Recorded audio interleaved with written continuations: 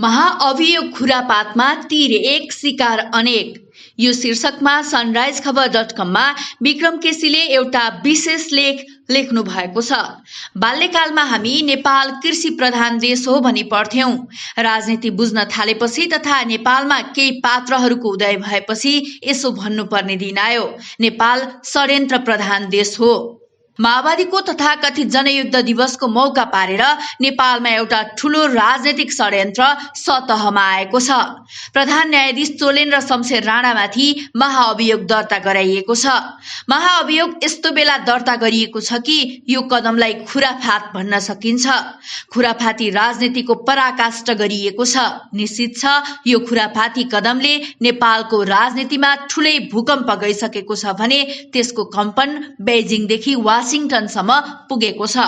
विक्रम केसी आफ्नो विशेष लेखमा अगाडि लेख्नुहुन्छ, चोलेन्द्र शमशेर महाअभियोग लगाउनु पर्ने खालका पात्र हुन् कि होइनन् भन्ने विषयमा अब बहसको अर्थ रहेन।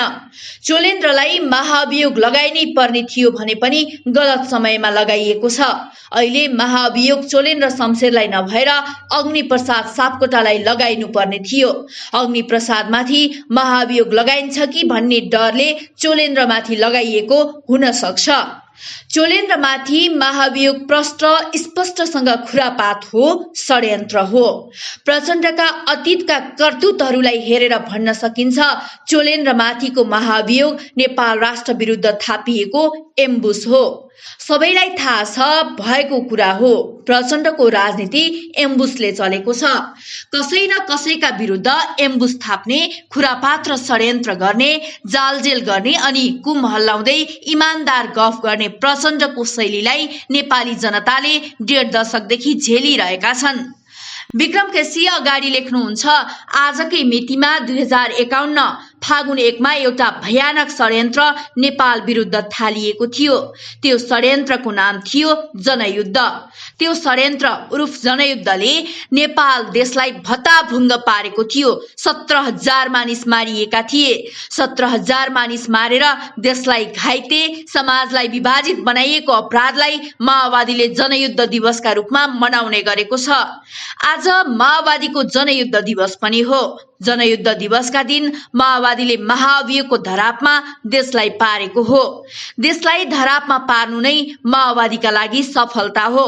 आफ्नो देशलाई जति क्षति पुर्याउन सकिन्छ त्यति आफू सफल भएको ठान्ने नेता र पार्टी यो देशमा छन्। विक्रम केसी अगाडि लेख्नुहुन्छ, ठिक यति बेला महाअभियोग किन ल्याइयो यो कुरा बुझ्न जरुरी छ।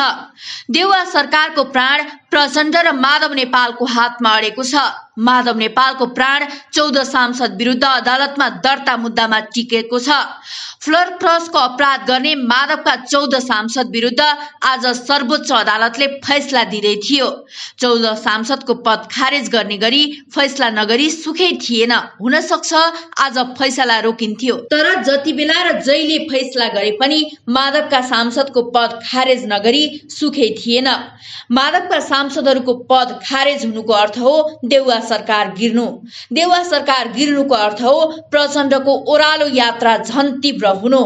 माधवका सांसदको पद खुस्किएपछि माधवको एकीकृत समाजवादी पार्टी पनि बिलाउने नै थियो।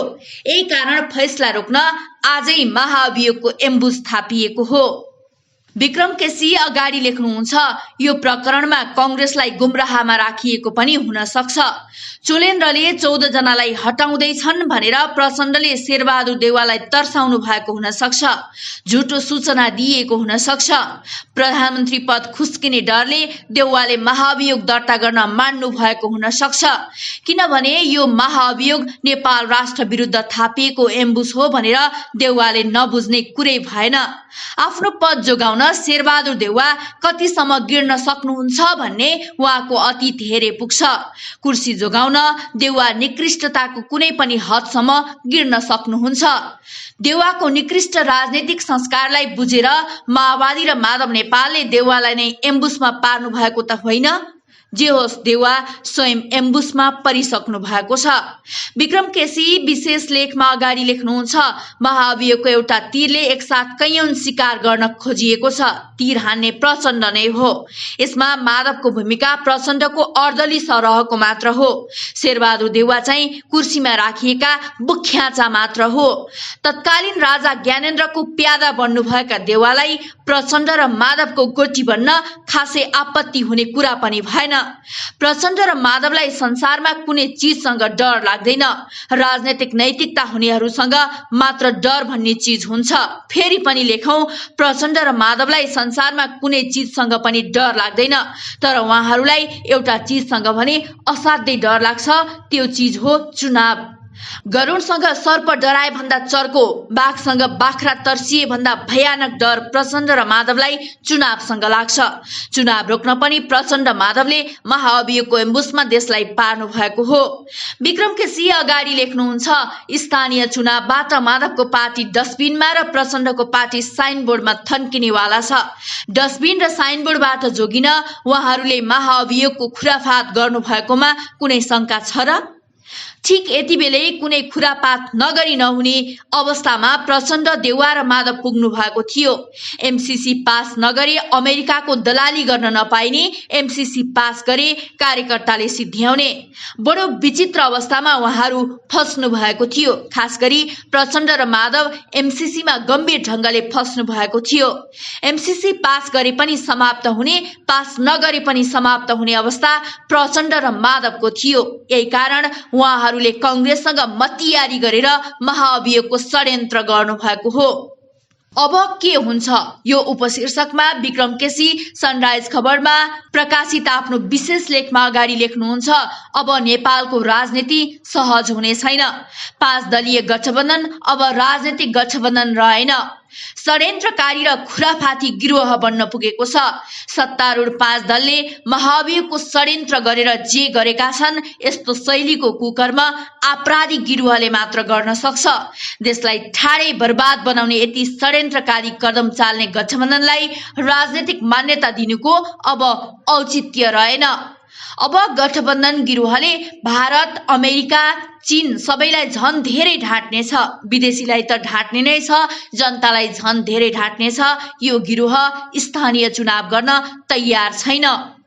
विक्रम केसी अगाडि लेख्नुहुन्छ, 5 दलीय गिरोह बनाए पनि यसले एक्लो एमालेसँग चुनावमा भिड्ने आँट जुटाएको थिएन। चुनाव नै रोकेपछि भिड्न नै परेन। 5 दलीय गिरोहले चुनाव रोकिसकेको छैन। अब चुनाव रोक्न खुराफात भाग 2, 3, 4 गर्नेछ। महाअभियोगमै गिरोहको खुराफात रोकिने छैन। चुनाव रोक्न, देशलाई झन अस्थिर बनाउन गिरोहले थप षड्यन्त्र गर्नेछ। यति षड्यन्त्र गर्नेछ कि चुनाव रोकियोस्। गिरोहले सत्ताको प्रयोग गरेर अदालतलाई तर्साएर अन्य विभिन्न खालका षड्यन्त्र गर्नेछ। चोलेन्द्रलाई महाअभियोग लगाएपछि सर्वोच्चका अन्य न्यायाधीशहरू थर्कमान भइसकेका छन्। त्यस्ता न्यायाधीशहरूलाई तर्साएर गिरोहले अनेक अन्तसन्त निर्णय गराउन सक्नेछ। विक्रम केसी अगाडि लेख्नुहुन्छ, चुनाव रोक्नका लागि गिरोहले देशमा हिंसा र अशान्ति मच्याउन सक्छ।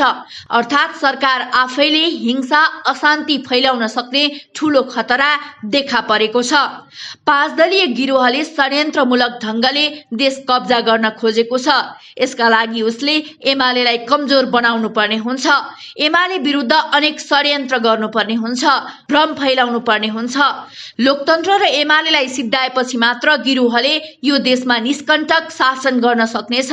तर एमालेलाई सिद्ध्याउन लोकतन्त्र सिद्ध्याउनु पर्ने हुन्छ। लोकतन्त्र सिद्ध्याउन एमालेलाई सिद्ध्याउनु पर्ने हुन्छ। एमाले र लोकतन्त्र सिद्ध्यायो भने देश नै समाप्त हुन्छ भनेर विक्रम केसीले आफ्नो विशेष लेखमा लेख्नु भएको छ।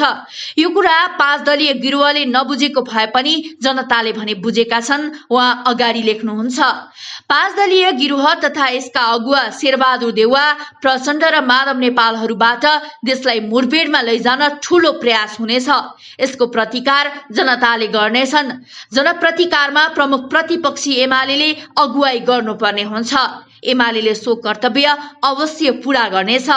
5 दलीय गिरोहको प्रतिकार र भण्डाफोर नै अब देश र जनताको पहिलो कर्तव्य बन्न गएको छ।